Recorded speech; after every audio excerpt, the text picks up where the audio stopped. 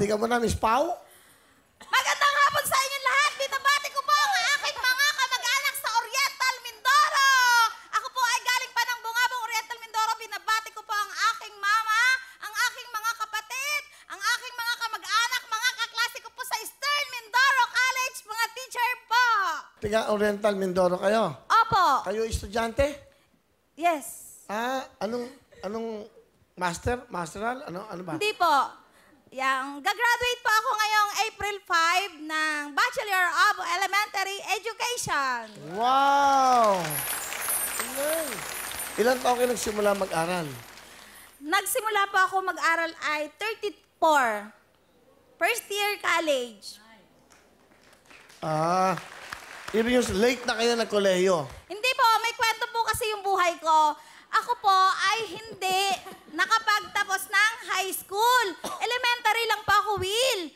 Ngayon, mayroon pong programa ang Alternative Learning System na nag-aral po ako. Ayun po, pumasa po ako kaya po nagkaroon ako ng pagkakataong makapagpa-enroll ng college. Ang galing naman. Ngayon, sino ang kasama nyo? Buong mundo, ipinakikilala ko po ang aking asawa na galing pa pong Oriental Mindoro. Opo ah. Si Arnel po. Magandang hapon po, paring Will. Mang Arnel. Ano gusto sabihin sa inyong asawa? Len, sana magtiyaga ka pa para dumating ang panahon na maging ganap kang guro. Para kahit mahirap ang buhay natin, makaraos tayo. Kasi wala akong maipamamana sa'yo bilang asawa mo. Wala akong maibibigay. Kaya sinikap ko na kahit mahirap ang buhay natin,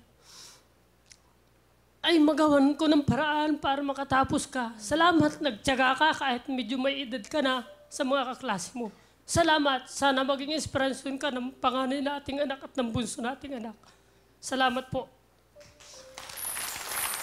Tay, salamat ng maraming sa'yo kasi hindi ka nagsawa na suportahan ako. Hindi lang ako. Will, kasama ko rin yung panganay kong anak na gagraduate din siya ng senior high. Magkasabay po kami. Same school lang po. Si Casey po. Casey. Ano mo na gusto niyo sabihin sa asawa niya? Tay, pwede ko ba siyang mayakap muna, sir? Sige.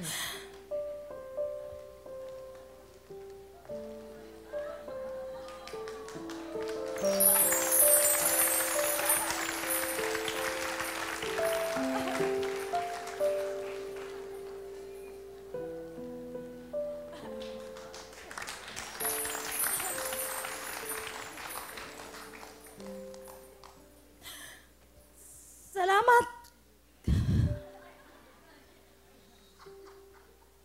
Kahit pag nagsasabi ako sa'yo na, Tay, magpa-final na ako, wala pa akong permit.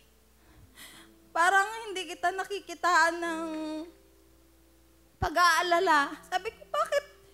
Parang wala lang, wala pa akong permit. Hayaan mo, magkakameron din tayo. Ayun nga, pagkadating ng magpa-final na ako, bibigyan na lang niya ako ng pera, pambayad ko sa tuition ko. Salamat ng maraming sa'yo kasi kung hindi ikaw yung naging asawa ko, wala ako dito sa Wawawin. Salamat. Alam mo po, Will, nung narinig ko, pagkagaling ko sa school na ang maglalaro daw ay yung mga gagraduate ng college at senior high. Wala po siya sa bahay. Hindi ko na po inintindi kung ano po yung naghalwat na po ako ng mga gamit ko. Inimis ko na. Sabi ko, wala naman akong pamasahe. Humiga na lang ako dun sa lapag namin. Sabi ko, kung hihiga lang ako dito at hindi ako gagawa ng paraan, gusto ko talagang makarating dito, walang mangyayari sa akin. Umalis talaga ako, sir. Pumunta ako dun sa kapatid ko. Ate, salamat ng marami. Pinahiram mo ako ng pamasahe. Saka, pinag-contribution na nilang mag-iina. Ayun, nakarating ako dito. Nag-iwan na lang ako ng sulat, Will, sa bahay. Sabi ko, Tay, pasensya na. Umalis ako, mag-audition ako, paluwas ako. So, nandito ka na ngayon. Ngayon ito yung anak mo, gagraduate din. Pakilala mo yung anak mo. Buong mundo, pinapakilala ko sa inyo ang kasabay kong gagraduate, ang aking panganay na anak, si Casey! Hey, Kuya Will! Good afternoon po. April 5 yata, nanay mo gagraduate, no? April 5 ba kayo? Ikaw, kailan ka gagraduate? April 5 din po. Sabay kayo? Opo. High school? Senior high po. Senior high? Ano gusto mo sabihin sa nanay mo? Ma, thank you kasi ikaw yung naging inspirasyon ko para makapagtapos rin ng pag-aaral ng bilang senior high. At thank you rin kasi hindi niyo ako pinipigilang mag-aral. Tapos, kahit sinasabi ko na ayoko nang pumasok, ayoko na mag-aral, kayo yung nagpapalakas ng loob ko para ipagpatuloy yung pag-aaral ko. Tapos, minsan nagtatanong yung mga kaklase ko, nag-aaral pa daw yung magulang ko. Sabi ko, oo. Kasi gusto niyang matupad yung mga pangarap niya. Ma, thank you. Mahal na mahal kita. Kay, salamat. Kasi ikaw yung naging panganay ko. Sana, ipagpatuloy mo yung pag-aaral mo kahit naghihirap tayo. Sabi nga ng tatay mo kapag ikaw ay umabot ng 25 years old at hindi ka pa kakaasawa.